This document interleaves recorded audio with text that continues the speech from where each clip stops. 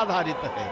ये जब अपने अपने गंतव्य पे पहुंचते हैं, अपने गांव पहुंचते हैं, तो जो जिस आयु वय का है उसके अनुसार कोई इनके चरण छूकर, कोई इनसे गले मिलकर, कोई इनसे हाथ मिलाकर, जैसे भी संभव होता है उसे लगता है कि इनका स्पर्श कर लेंगे तो निश्चय ही वहां से जो पुण्य ये लेकर अर्जित करके आ रहे हैं उसका एक अंश, उसका एक भाग हमें भी प्राप्त होगा।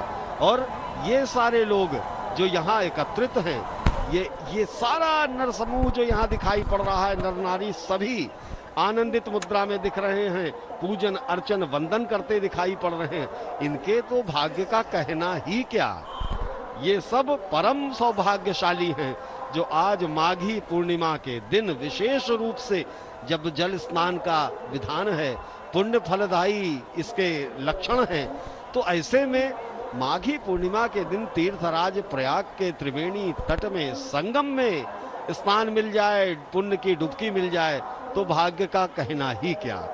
ये सब अपने उसी भाग्य को सराहते हुए मां गंगा की जय जयकार करते कुंभ पर्व के सारथी बने हैं। ये फिर दृश्य आपके सामने दिखाई पड़ रहा है, विहंगम दृश्य आप देख रहे हैं। नौकाएं आ रही हैं, जा रही हैं और श्रद्धालु इधर स्नान का उपक्रम पूर्ण कर रहे हैं।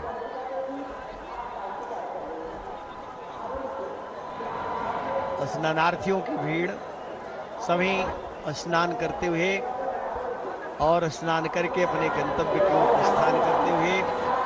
आज माघ पूर्णिमा का स्नान एक प्रकार से मकर कांति स्नान है। इसके बाद यद्यपि कुंभ पर्व में एक पर्व बचा हुआ है जो महाशिवरात्रि को स्नान होगा, लेकिन माघी पूर्णिमा का स्नान आज अंतिम स्नान है, माघ मास का अंतिम स्नान है।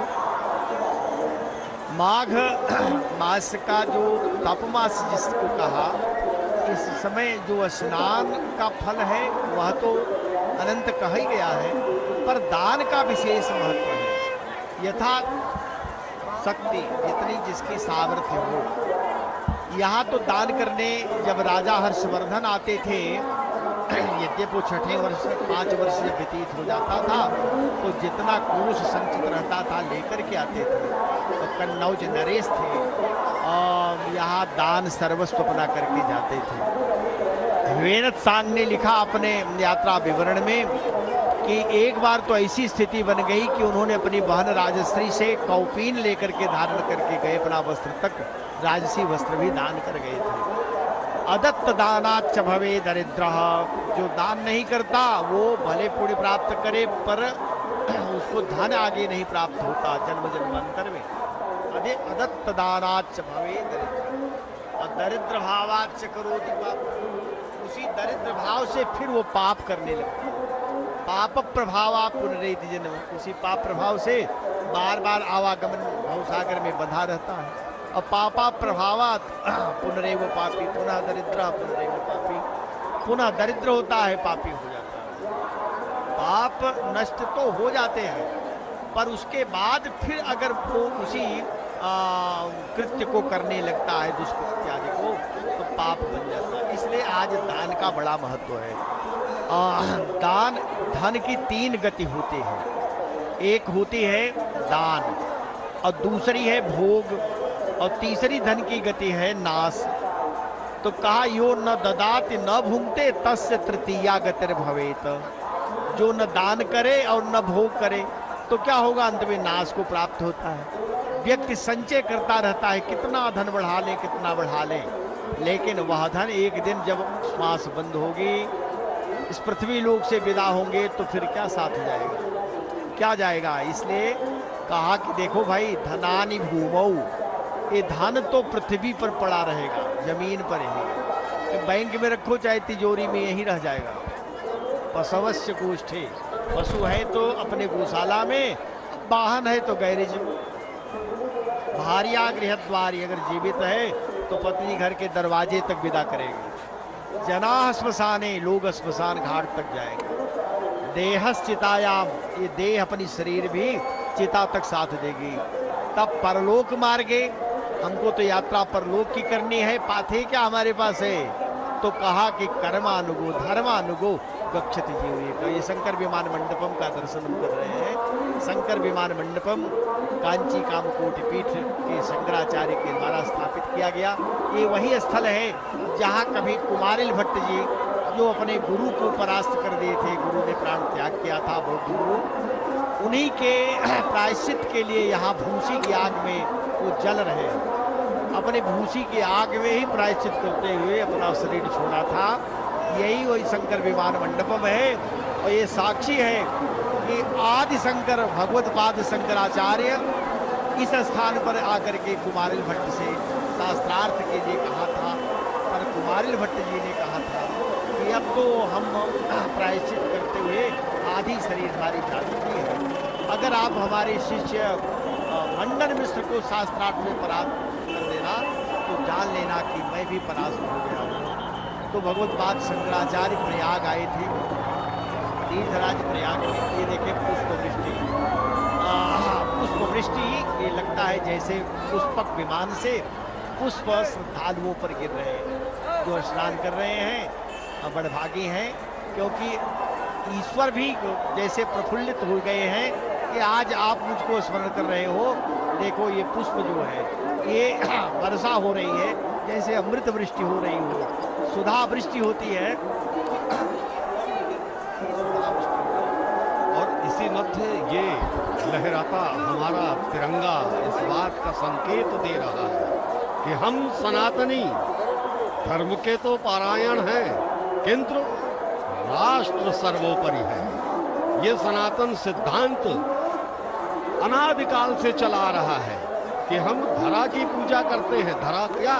धरा वो धरा जहां हम निवास करते हैं और उसी धरा से, उसी के अंश से, छोटे अंशों से मिलते हुए कहीं एक राज्य का निर्माण होता है और राज्यों से मिलकर के राष्ट्र का निर्माण होता है। तो हम सनातनी ये संकेत देते हैं, संदेश देते हैं, सभ्यता को अनादिकाल से देते चले आ रहे हैं कि राष्ट्र सर्वोपरि है।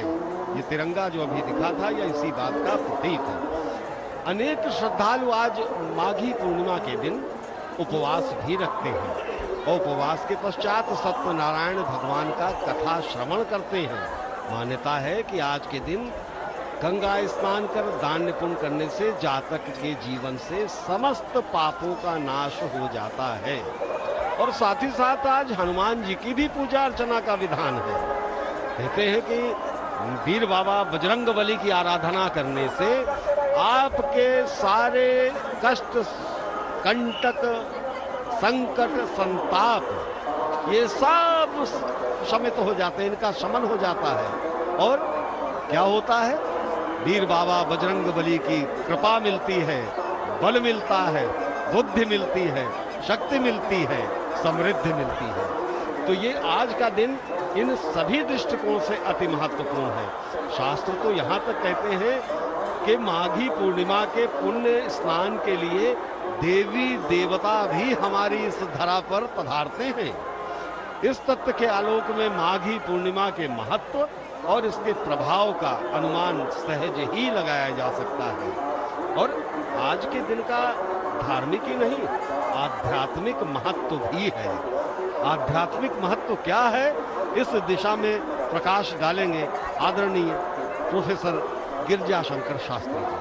अध्यात्म शब्द ही जो है ये अपने आप में बताता है कि अधि आत्मनि, जो अंदर की चीजें हैं वही अध्यात्म है। अंदर से क्या अर्थ है?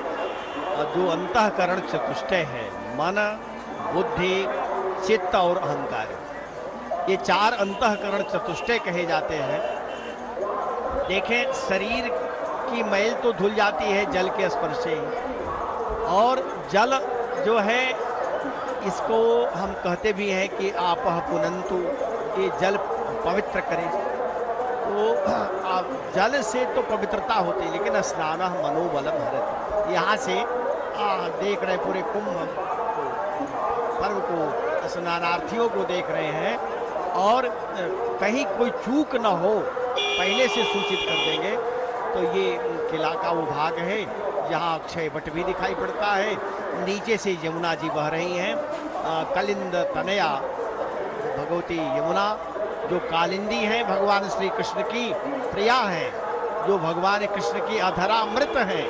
ये अमृत है, अधरा अमृत भगवान कृष्ण की। गंगा जी तो चरणामृत है और यमुना जी अधरा अमृत है भगवान की। तो ये जो अमृत है वह न अमृतम इति अमृतम न मरणम यस्मात्, जहाँ मरण नहीं होता, मृत्यु नहीं होती, तो मृत्यु किसकी नहीं होगी? आत्मा ही ऐसी है, न जायते मरियते वा कदाचित नायम भूत्वा भविता वान भूया अजो नित्यम शाश्वतोयम पुराणः न हन्यते हन्यमाने शरीरे। शरीर के नष्ट होने पर भी जो नहीं नष्ट होता वह कौन है? तो का आत्मा है। उस आत्मा का बोध होना, आत्म तत्व का ज्ञान होना, यही अमृतत्व की प्राप्ति है। भक्ति भी अमृत है। भक्ति को प्राप्त करना, भक्ति में डूबना, भक्ति में लयलीन होना भी अमृत ही है।